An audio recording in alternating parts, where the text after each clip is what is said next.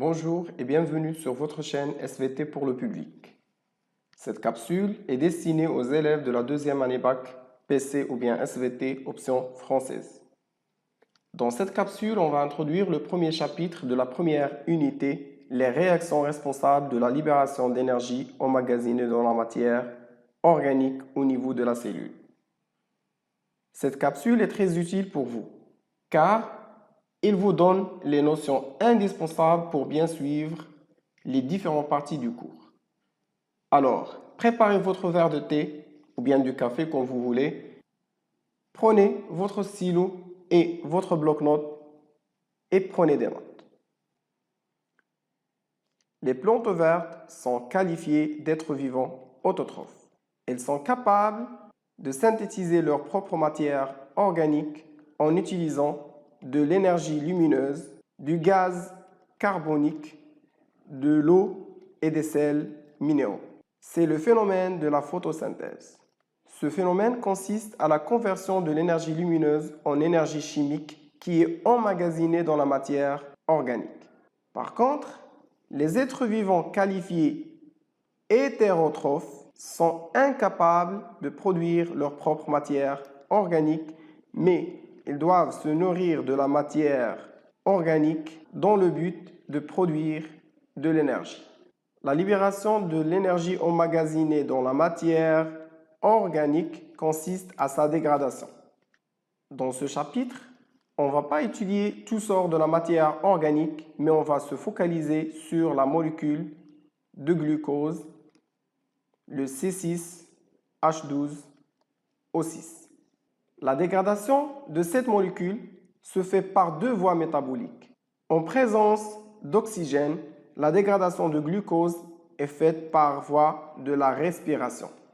Par contre, dans un milieu anaérobie, c'est-à-dire pauvre en oxygène, la dégradation de glucose est réalisée ou bien est faite par fermentation. On distingue deux types de fermentation, la fermentation alcoolique et la fermentation lactique, qu'on va les détailler dans les prochaines vidéos. La dégradation de glucose, soit par respiration ou bien par fermentation, consiste à la conversion de l'énergie chimique emmagasinée dans cette molécule à la molécule d'ATP. Alors, c'est quoi une molécule d'ATP? ATP, c'est une molécule d'adénosine triphosphate.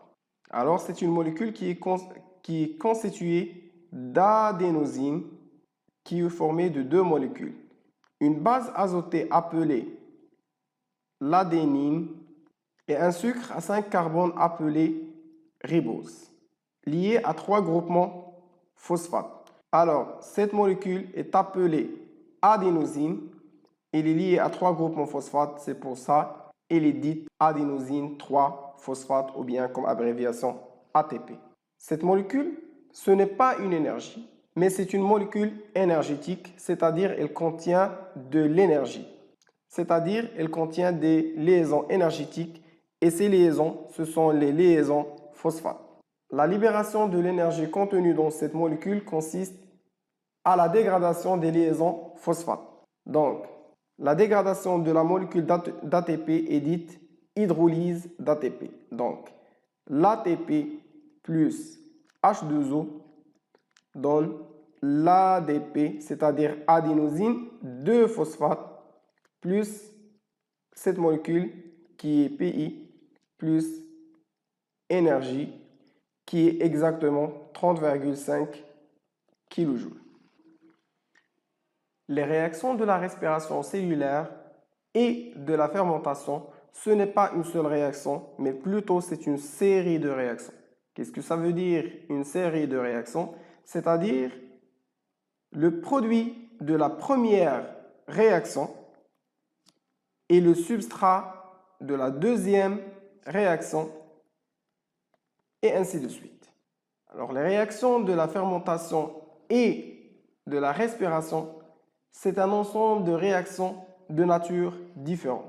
On distingue les réactions d'oxydoréduction, les réactions de décarboxylation et les réactions de déshydrogénation.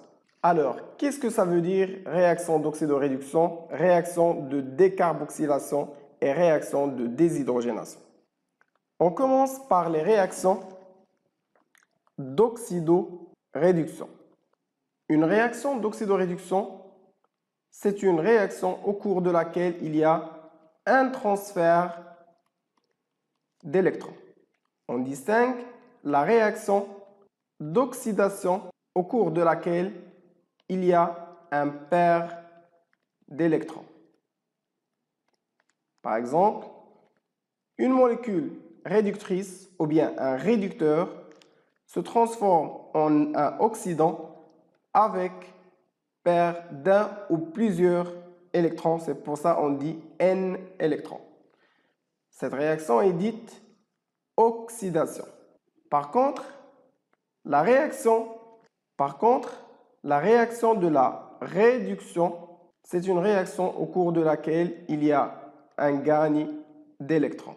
C'est-à-dire, une molécule oxydante, elle va accepter un nombre des électrons et elle va se transformer en réducteur et la réaction est dite réduction.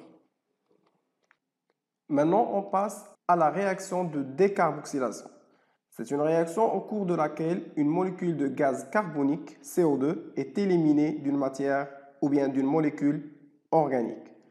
Par exemple, si la transformation d'une molécule X à une molécule Y est accompagnée d'un dégagement de CO2, on dit que la réaction, c'est une réaction de décarboxylation. C'est-à-dire, on a enlevé une molécule de gaz carbonique. Maintenant, la réaction de déshydrogénation. C'est une réaction qui correspond à un paire d'une ou de plusieurs molécules d'hydrogène. C'est-à-dire, si la transformation d'une molécule X à une molécule Y est accompagnée d'une libération de protons H+, ou bien d'un paire des protons H+, la réaction est dite déshydrogénation. Les réactions d'oxydoréduction et de déshydrogénation nécessitent un accepteur d'électrons et des protons. C'est-à-dire, au cours des réactions d'oxydoréduction ou bien d'oxydation, il y a un paire des électrons. Et au cours des réactions de déshydrogénation, il y a un paire des hydrogènes. Ces molécules doivent être acceptées par une molécule. Dans notre chapitre ou bien dans notre cours, on va étudier uniquement deux molécules qui sont capables d'accepter les électrons et les protons.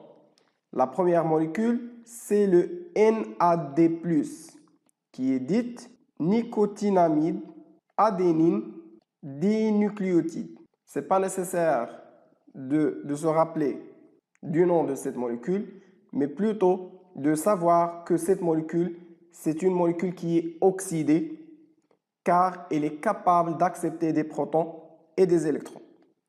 Lorsque le NAD+ accepte exactement 2 protons et 2 électrons, il se transforme à la forme réduite ou bien à un transporteur réduit qui est le NADH+.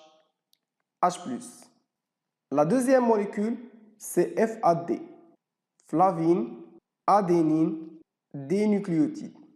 Également, le FAD, c'est un transporteur qui est oxydé. Donc, l'état oxydé, c'est FAD. Si, en ajoutant des protons et des électrons, la molécule sera réduite en FADH2.